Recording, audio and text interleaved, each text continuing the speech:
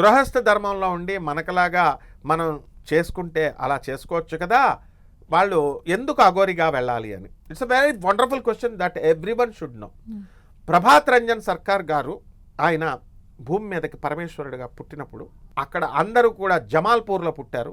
Aghori system కేనారాం గారు వీళ్ళంతా వచ్చినప్పుడు మన ఎవరైతే బాగా చదువుకున్న వాళ్ళు, మనలాగా చదువుకున్నటువంటి వాళ్ళందరూ కూడా మా క్లాస్మేట్ కూడా శ్రీనివాస్ రెడ్డి అని ఉండేవాడు. వీళ్ళంతా బాబా దగ్గరికి ఆనంద్ మార్గ ఆశ్రమంకి ఈ స్వామీజీలు ఉంటారనమాట, దాదాజీలు అంటాం వాళ్ళని, వెళ్ళి మెడిటేషన్ అవి నేర్పించేవారు. ఫ్రీక్వెంట్గా వెళ్ళగానే వీడికి ఒక్కసారి బాబాని చూడగానే నో, నాకు ఇంక ఈ జన్మ వద్దు, నేను జన్మను నేను వేస్ట్ చేసుకొని నా గురువు నాకు దొరికాడు అన్న ఫీలింగ్ వాళ్ళకి వచ్చేస్తుంది అనమాట. ఎలాగంటే నేను బాగా అర్థమయ్యేలా చెప్తా. శ్రీకృష్ణ పరమాత్మ అవతారం ఇంక ఎత్తబోతున్నప్పుడు మీరాబాయ్, సక్కుబాయ్ ఇలాంటి మహాభక్తులు ఎవరైతే ఉన్నారో, అలాగే శ్రీరాముడు అవతారం ఎత్తేటప్పుడు శబరిమాత వీళ్ళంతా ఎవరైతే ఉన్నారో వాళ్ళ ఋషులు 16,000 మంది ఋషులు వీళ్ళందరికీ సిగ్నల్స్ వెళ్ళిపోతాయి, సాక్షాత్తు పరమపురుషుడు వచ్చేస్తున్నాడు భూమి మీదకని. ఆ విధంగా ఆనందమూర్తి గారు దిగిపోతున్నప్పుడు రామకృష్ణ పరమహంస గురువైనటువంటి తోతాపురి గారికి కూడా సిగ్నల్ వెళ్ళిపోయింది. అందువలన వాళ్ళందరూ ఆనందమూర్తి గారి దగ్గరికి వచ్చేవారు. వచ్చి మోక్షం 400 సంవత్సరాలు బతికారు తోతాపురి. ఇదంతా రియల్ స్టోరీ చెప్తున్నాను నేను. అండ్ ఎవిడెన్సెస్ ఉన్నాయి అన్నీ కూడా. Ramakrishna Math it will certify. And దీనికి ఆర్ట్ ఆఫ్ లివింగ్ గురువు గారు, మామూలు చిన్న చిన్న ఆశ్రమాలు కాదు నేను చెప్పేవి, ఇంటర్నేషనల్ ఆశ్రమాలు. Art of living Ravishankar ji కూడా ప్రభాత్ రంజన్ సర్కార్ గారి దగ్గరే శిష్యర్కం చేసి వెళ్ళారు. రామ్దేవ్ బాబా కూడా ప్రభాత్ రంజన్ సర్కార్ గారి దగ్గరే, అంటే ఆనందమూర్తి గారి దగ్గరే వెళ్ళారు. అంత ఆ అఘోరీ సిస్టంలో అప్పుడు వెళ్ళినప్పుడు అప్పుడు వాళ్ళకేమనిపించింది, ఇటువంటి సాక్షాత్తు శివుడే నాకు దిగొచ్చినప్పుడు నేను కనుక ఈ శివుణ్ణి నేను సర్వీస్ చేసుకోకుండా ఉంటే ఆత్మమోక్షార్థం జగత్ హితాయచ, ఆత్మని నేను మోక్షం రావాలి అంటే జగత్తుకి మేలు చేయాలి. వెన్ తోటాపురి అక్కడికి వెళ్ళినప్పుడు ప్రభాత్ రంజన్ సర్కార్ గారు ఏమంటారంటే, మోక్షం అడిగినప్పుడు కోప్పడ్డారు. ఏమిటి నువ్వు కేవ్స్లో కూర్చుని నువ్వు ధ్యానాలు చేసుకుంటూ కూర్చుంటే నీకు మోక్షం వస్తుంది అనుకున్నావా? Go to humanity, do human service. That is what Swami Vivekananda has also told everyone. ఏంటంటే ఆత్మమోక్షార్థం జగత్ హితాయత, జగత్తుకి హితువు చేయండి. అదే అఘోరీలు చేస్తారు. కాబట్టి ఈ అందరూ వెళ్ళినటువంటి వాళ్ళు, ఈ శ్రీనివాస్ రెడ్డి అన్నవాడు కూడా, నాకు కూడా వెళ్ళినవాడు ఇమీడియట్ సాధువైపోయాడు. వీళ్ళ నాన్నగారు లెక్చరర్ ఉస్మానియా యూనివర్సిటీలో, అంతా వేసా ఎంఎస్ మాస్టర్స్ డిగ్రీ కోసం వీళ్ళగా రెడీ చేసుకున్నప్పుడు వీళ్ళంతా ఏం చేస్తారంటే 100 మంది, ఒకళ్ళు కాదు ఇద్దరు కాదు 10,000 మంది వీళ్ళందరూ ఏం చేస్తారంటే, అమ్మ మా గురువు గారిని వదులుకోకూడదు, మేము మాకు మోక్షం రావాలి అని చెప్పి అందరూ మాంక్స్ కింద వెళ్ళిపోతారు. అలా అఘోరీలందరూ ఏం చేస్తారంటే, వాళ్ళంతా బాగా చదువుకున్న వాళ్ళు, మామూలుగా ఏదో అఘోరీ అంటే చదువుకోలేని వాళ్ళేమో పిచ్చోళ్ళేమో వెళ్ళిపోయారేమో అనుకుంటారు. No, they are very learned scholars. వాళ్ళు ఏం చేస్తారంటే, ఈ యొక్క భూమికి మనకు అవసరం లేదు ఈ భూలోక సుఖాలు. ఉదాహరణకి నేను చెప్తాను, మనకి శివపురాణంలో ఉన్నటువంటి కేదార స్వామి వ్రతంలో చెప్పబడి ఉంది క్లియర్గా. శివపార్వతులు ఇద్దరు పక్కపక్కన కూర్చుంటారు. నంది, శృంగి, భృంగి వీళ్ళందరూ కూడా నాట్యాలు చేస్తున్నారు, వికట నాట్యాలు. పరమేశ్వరుడికి చాలా ఆనందం కలిగింది, వరాలు ఇస్తాడు. భృంగి బ్రహ్మాండమైనటువంటి నాట్యాలు చేస్తాడు, వికట నాట్యాలు, నవ్వుతూ నవ్విస్తూ వచ్చి ప్రదక్షిణాలు శివుడు వరమిస్తుంటే ప్రదక్షిణ చేసుకోమంటాడు. శివుడు వస్తాడు, ఆయన వచ్చి శివపార్వతులు ఇద్దరు కూడా పక్కపక్కనే ఉన్నప్పుడు ఇద్దరికీ చేయాలి కదా ఆయన ప్రదక్షిణ. ఒకళ్ళ సన్మానానికి పిలిచి భార్యాభర్తల్ని ఇద్దరికి చెరొక సాల్వా అన్న ఇయ్యాలా, లేకపోతే ఒకే సాల్వా ఇద్దరికి కన్నా కప్పాలా. ఒకళ్ళని వదిలేసి ఒకళ్ళు చేస్తే ఫీల్ అయిపోతారు. అలా శివుణ్ణి మాత్రమే చేస్తే పార్వతీదేవి నవ్వుకుంటుంది, ఏంటి వీడు ఆయనకే చేస్తున్నాడు నాకు చేయట్లేదని చూద్దామని వీడే ఇంకొంచెం దగ్గరగా జరుగుద్ది. శివుడికి దగ్గరగా జరిగితే అతనేం చేస్తాడు, పాము రూపంలో వెళ్ళి ఆమెను వదిలేసి ఆ కన్నంలో నుంచి చేస్తాడు. ఇంకా దగ్గరికి వెళితే క్రిమి రూపంలో, భ్రమరం రూపంలో వెళ్ళి ప్రదక్షిణ చేస్తాడు.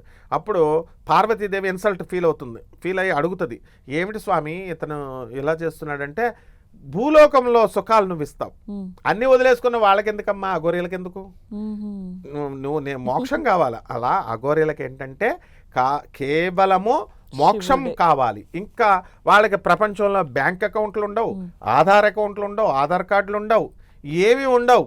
ఉంచుకున్నారు అంటే ఉండేవాళ్ళకు ఉంటాయి కొంతమందికి, కానీ మోస్ట్ ఆఫ్ ద అఘోరీస్ పాపం ఇవేమీ తెలియదు. వాళ్ళు ఎక్కడో జనావాసం లేని చోట వెళ్ళి కేవలం శివనామస్మరణతో చేస్తారు. మరి బాలకృష్ణ గారు ఇప్పుడు ఆయన చేసేటటువంటి అక్షరాల ఆ సినిమాల అఖండ 2లో ఆయన చేసేటటువంటిదే కాలభైరవది ఎలాగైతే ఉందో సేమ్ అఘోరీలు అలాగే చేస్తారు వాళ్ళ సాధన.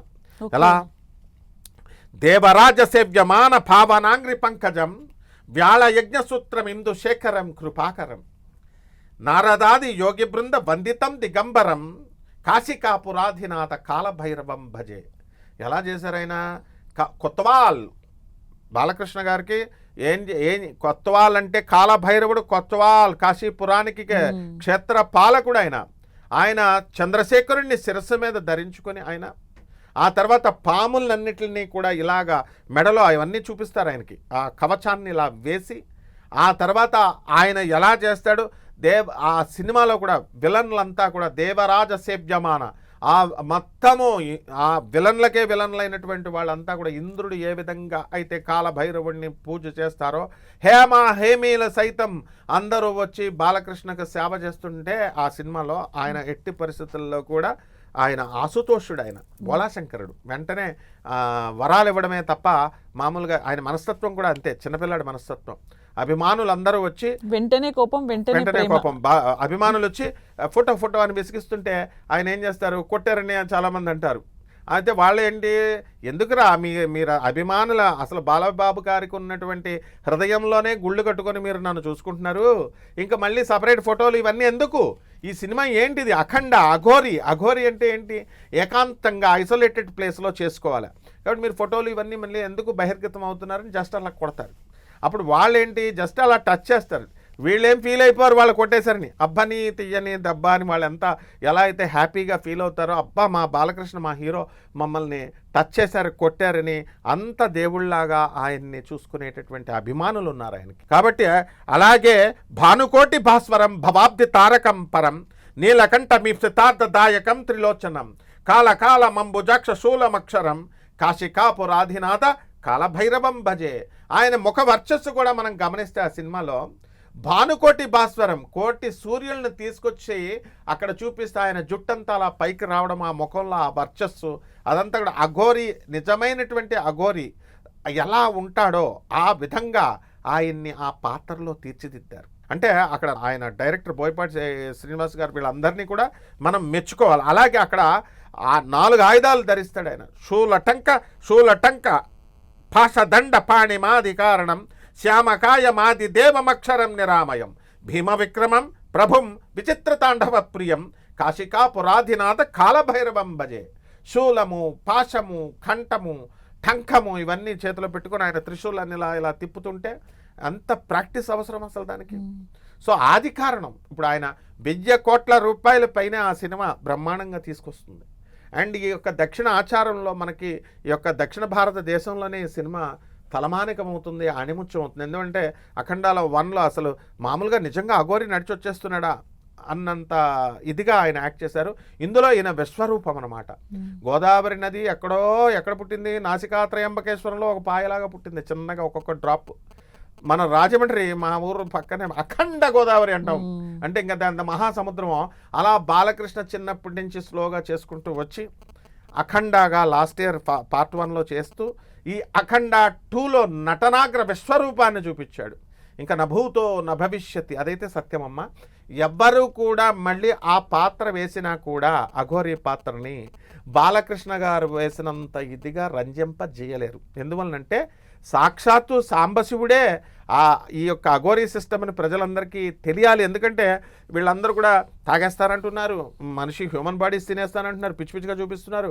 సో ఇలా కాదు, కేవలం వాళ్ళు అధర్మాన్ని నాశనం చేస్తారమ్మా. ఇదిగో క్లియర్గా చెప్తోంది ఈ యొక్క అఘోరీ సిస్టమ్ది. ధర్మసేతు పాలకం స్వధర్మ మార్గనాశకం కర్మపాశ మోచకం సుశర్మదాయకం విభుం స్వర్ణవర్ణ కేశపాశ శోభితాంగ మండలం కాశికాపురాధినాథ కాలభైరవం భజే. ధర్మాన్ని రక్షిస్తూ అధర్మాన్ని అణిచివేస్తూ ఆ సినిమాలో ఆయనకి ఇచ్చినటువంటి అఘోరి రోల్, అక్కడ ఏం చెప్తారు ఆ సినిమాలో అసలు రోలు? విలన్స్ అంతా కూడా వచ్చి హిమాలయ పర్వతాలు, మన హిందూయిజం ట్రెజర్, మన ఇండియా ట్రెజర్ అయినటువంటి హిమాలయ పర్వతాలు, అటువంటి పర్వతాల రూపును మార్చుతుంటే మా దేశంలో ఉన్నటువంటి రూపాలను మీరు మార్చాలనుకుంటే, మా దేశాన్ని రూపుని మీరు మార్చాలనుకుంటే మా దేశం విశ్వరూపాన్ని మీకు చూపిస్తామన్నాడు. ఎంత పవర్ఫుల్ డైలాగ్ అది. అలాగే మీ ఇతర దేశాలలో ఉన్నవి మతాలైతే మా దేశంలో ఉన్నది ధర్మం అన్నాడు. మళ్ళీ పోలీసు వ్యవస్థ, జ్యుడిషియరీ ఇవన్నీ కూడా ఇటువంటి విలన్స్ గాళ్ళందరినీ అరెస్ట్ చేసి జైల్లో పెట్టి ఇవన్నీ చేస్తే మీరంతా కూడా పిచ్చి పనులన్నీ చేస్తుంటే మిమ్మల్ని దండిస్తారు, కానీ Aghori system, Indian judiciary system దండిస్తుంది, కానీ మేము ఖండిస్తాం అంటే అఘోరీ సిస్టమ్ మనిషిని లేపేస్తామని వెరీ పవర్ఫుల్ డైలాగ్స్ని ఆయనకి బాలకృష్ణ గారికి ఇచ్చారు. అండ్ ఆ డైలాగ్ డెలివరీలో కూడా ఆయన అత్యంత పవర్ఫుల్ డైలాగ్ ఆరేటర్ ఆయన. అసలు విచిత్రం ఏంటంటే ఆయన మీటింగ్స్లో చూసినప్పుడు ఏం మాట్లాడకుండా కొంచెం తడుముకుంటున్నట్టు యాక్టింగ్ చేస్తాడు. ఆయన మహానటుడు కొడుకు కదా,